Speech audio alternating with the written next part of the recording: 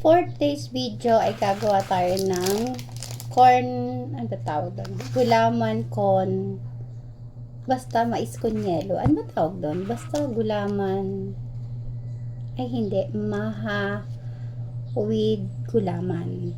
Pero wala akong cornstarch. Ito lang aking mga kasangkapan.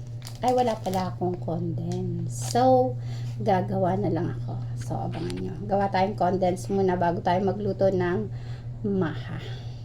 So, sisimulan ko nang gumawa ng aking condensed milk. At ito ay 1 cup of powdered milk. Yung adult Bear Brand yung aking ginamit. Adult Bear Brand powder. Tapos cornstarch 1 teaspoon. Kakailangan din ng baking soda 1 teaspoon. Wala akong powdered sugar kaya granulated sugar yung ginamit ko. Pwede na yan 1/2 cup ang aking gagamitin. Halu-haluin lang natin to and then lalagyan natin ng tubig kapag nahalo na natin to. Pinalitan ko yung aking panghalo kasi magagasgas yung aking bagong kawali.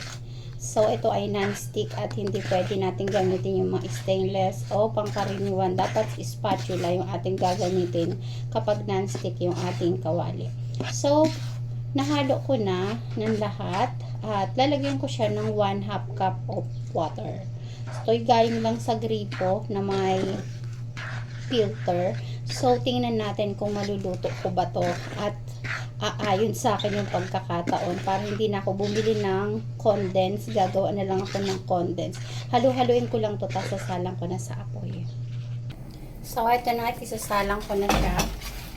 At lulutuin natin siya ng dahan-dahan hanggang sa matunaw at makuha natin yung texture na gusto natin na parang condensed milk. So, ayan siya mga ate and kuya. Okay ba? Palitaan ko kayo later. Okay.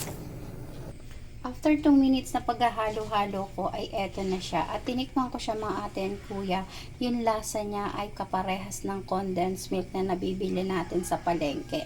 So, hindi ko pa nakuha yung texture na gusto ko. Kaya continuous lang tayo sa paghalo.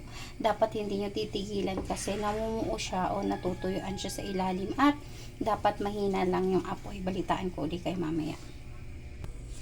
So, after nga ng ilang minutong paghalo-halo ko dito, ay nakuha ko na yung texture, yung lasa na condensed milk na hanap ko.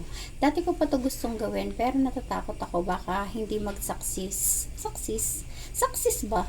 Hindi siya maging okay. But, hindi natin malalaman kung hindi natin susubukan, diba? Sobrang easy lang pala nito. Dapat noon ko pa siya ginawa.